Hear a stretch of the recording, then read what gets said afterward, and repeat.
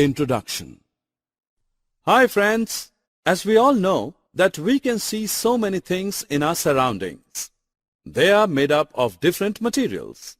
Some of them are hard in nature and are called metals, while most of them are soft and so they are called non-metals. So in this module, we are going to learn about properties and uses of metals and non-metals.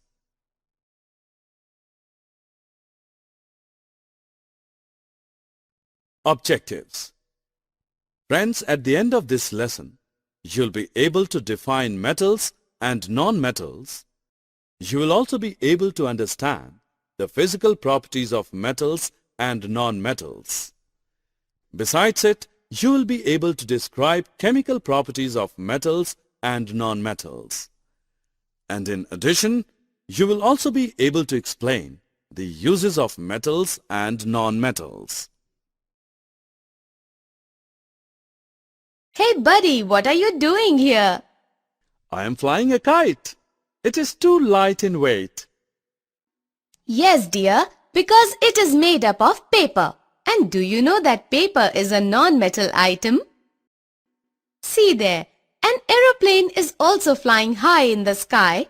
It is made up of steel and other metals. But what are these metals and non-metals? Friends, we use many things in our daily lives. These are made up of metals and non-metals. Dear, now let's know about their properties. At first we know about the physical properties. The first property of metal is its malleability. By this property, the metals can be beaten into thin sheets. Non-metals don't show this property. Next property is conduction of heat. Metals are good conductors of heat and electricity, while non-metals are poor conductors. The property of metal by which it can be drawn into wires is called ductility. It is the third property of metals. Non-metals don't show ductility. Now let's talk about another property of metals. That is sonorous. Metals produce ringing sounds when they struck, so are said to be sonorous. The materials other than metals are not sonorous. So friends, by these properties we can say that metals are hard, lustrous, malleable, ductile, sonorous, and good conductors of heat and electricity. Iron, copper, aluminium, calcium, magnesium, etc. are the examples of metals. Non-metals like coal and sulfur are soft, dull, non-ductile, non-sonorous, non-malleable, and poor conductors of heat and electricity. Sulfur, carbon, oxygen, phosphorus, etc. are the examples of non-metals.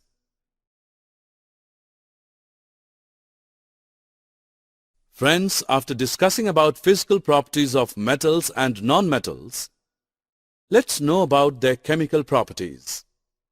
Metals like iron, copper, magnesium, etc. react with water and make their oxides. These oxides are basic in nature. Now we talk about the non-metals. Sulfur reacts with oxygen, giving the sulfur dioxide gas. Oxides of non-metals are acidic in nature. Another chemical property of metals is reaction with water. Most metals react with water vigorously or slowly. Sodium is stored in kerosene oil due to its highly reactive nature with air. Non-metals do not react with water.